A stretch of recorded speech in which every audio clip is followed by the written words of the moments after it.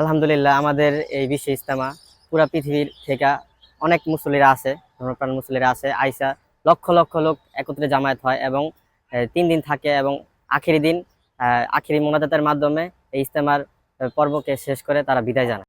দর্শক 31 জানুয়ারি 2025 শুক্রবার ফজরের নামাজের পর বিশিষ্ট আলেমগণের বয়ানের মধ্য দিয়ে আনুষ্ঠানিকভাবে শুরু হতে যাচ্ছে তাবলিগ জামাতের ঐতিহাসিক বার্ষিক সম্মেলন অর্থাৎ বার্ষিক সভা, ঐতিহাসিক বিশ্ব ইজতেমার প্রথম পর্ব।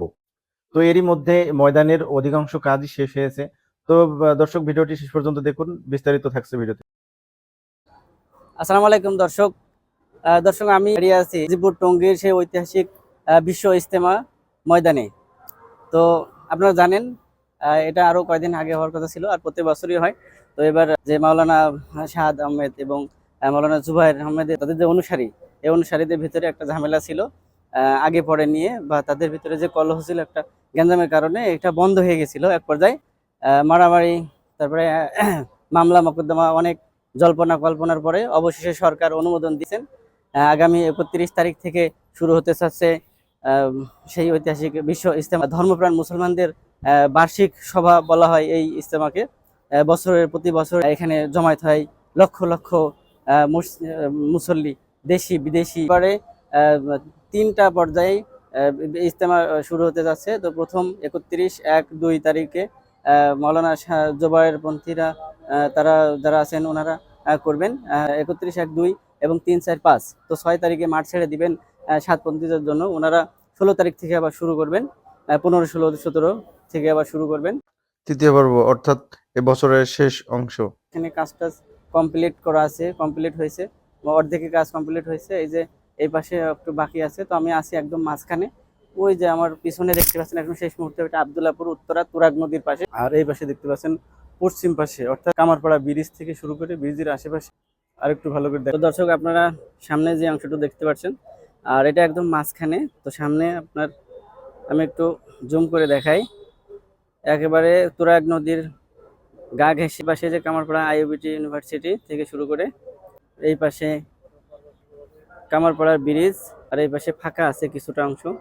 এদিকে আপনারা দেখতে পাচ্ছেন এটা আব্দুল্লাহপুর থেকে, উত্তর আব্দুল্লাহপুর থেকে গাজীপুর রোড, ময়মনসিংহ রোড, গাজীপুর টঙ্গী বাজার হতে কিছু দূরে গিয়ে এই যে স্টেশন রোডের ফ্লাইওভার দেখা যাচ্ছে, এখানে ফাঁকা অংশ আছে। তো এখানে যারা এলাকা ভিত্তিক যারা আসবেন ওনাদের নিজস্ব তাঁবু দিয়ে ওনারা উপরে তাঁবু টাঙিয়ে থাকতে পারবেন। ওয়ালাইকুম আসসালাম রাহমাতুল্লাহ। ভাই কি করতেছেন এখানে? এখানে ভাই ইজতেমার আমরা আসছি, তো আমাদের সাথীরা এখানে থাকবে, সেই জন্য জায়গাগুলা এখানে তৈরি করতেছি। এখানে থাকবে বলতে ইজতেমার উপলক্ষে আসছেন না এখানে কাজ করার জন্য আসছেন? অনেকে ইজতেমার উপলক্ষে আসছি। আচ্ছা। তো এখন আপনি কি করতেছেন? এখন আপাতত আমাদের এখানে রান্না বান্না করার জন্য কিছু জায়গা সংগ্রহ করতেছি, এখানে যাতে আমাদের রান্না বান্না সুন্দরভাবে আমরা করতে পারি। আলাদা বরাদ্দ থাকে না? আমাদের আলাদা জায়গা ভিতরে বরাদ্দ আছে, বাট ভিতরে তো আর খাবার নিয়ে যাওয়া অনেক, একেবারে স্টেজের সামনে তো ওইখানে নিয়ে যাওয়া সম্ভব না, সেই জন্য এখানে আমাদের রান্নার জন্য একটা ব্যবস্থা করা হইতেছে। তো আপনি এসেছেন নারায়ণগঞ্জ থেকে? জি, নারায়ণগঞ্জ বন্দর কলাগাছিয়া। কতজন এসেছেন? আমি আপাতত একাই আসছি, আমাদের সাথী আরো এই প্রায় 100 জন আছে, ওনারা আগামীকালকে আসার পরে রওনা দিব 2 বাসে। এই ইজতেমা শুরু হবে কত তারিখ থেকে? ইজতেমা শুরু হবে 31-1-2। আচ্ছা, আরেকটা শুনলাম এবার নাকি 3 পর্বে, 2 পর্বে হবে, এর পরে পর্বটা 3-4-5। আবার ওই যে শুনছি 15-16 এরকম আমি এখনো কিছু শুনি নাই। সাতপন্থীদের 15 তারিখে নিউজে দেখলাম আর কি। এরকম অনেক নিউজ অনেকে দিতেছে, বাট এরকম খবর আমি এখনো পাইনি। তারপরে এক্স্যাক্টলি 31-1-2 3-4-5। 3-4-5 আখেরি মোনাজাতের মধ্যে দিয়ে শেষ হবে। জি, এই বিষয়ে আপনি কি বলেন ভাই?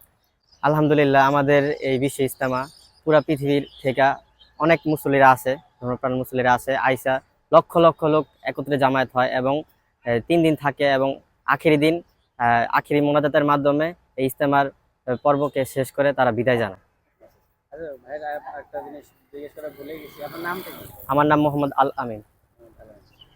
তো ভাই এখানে আপনাদের এই যে দূর দূরান্ত থেকে মানুষ আসে, তা ওনারা চিনবে কি করে, মানে কোথায় থাকবে, ওনাদের এরিয়া ভাগ করা আছে কিনা? এখানে যারা কর্তৃপক্ষ আছে কাজে নিয়োজিত, তারা এরকম ভাবে তাদেরকে ম্যাপের মাধ্যমে জানায় দেয় যে ওই জেলার ওই থানার অমুক হালকার এরকম ভাবে কত নাম্বার খিত্তা, কত নাম্বার খুঁটি, এরকম ভাবে তাদেরকে নির্ধারিত ভাবে দেওয়া থাকে। আছে, থ্যাংক ইউ ঠিক ভাই। আছে, আসসালামু আলাইকুম। সালাম। তো দর্শক শুনলেন এই ভাইটির কথা, ইনি বন্দর নারায়ণগঞ্জ থেকে এসেছেন সাথীদের সঙ্গে। তো আমরা যেতে যেতে আপনাদেরকে দেখাই নিচ থেকে যে একদম মাঝখান বরাবর চৌরাস্তা আছে, চারপাশে রাস্তা আছে, আর ডান পাশে ছাউনি দেওয়া রয়েছে। তো দর্শক ভিডিওটি ভালো লাগলে অবশ্যই একটি লাইক দিবেন এবং ভিডিওটি শেয়ার করে দিন। আর হ্যাঁ, নতুন নতুন ভিডিও পেতে পেজটি অবশ্যই ফলো করবেন এবং আমাদের পাশে থাকবেন। ধন্যবাদ সবাইকে।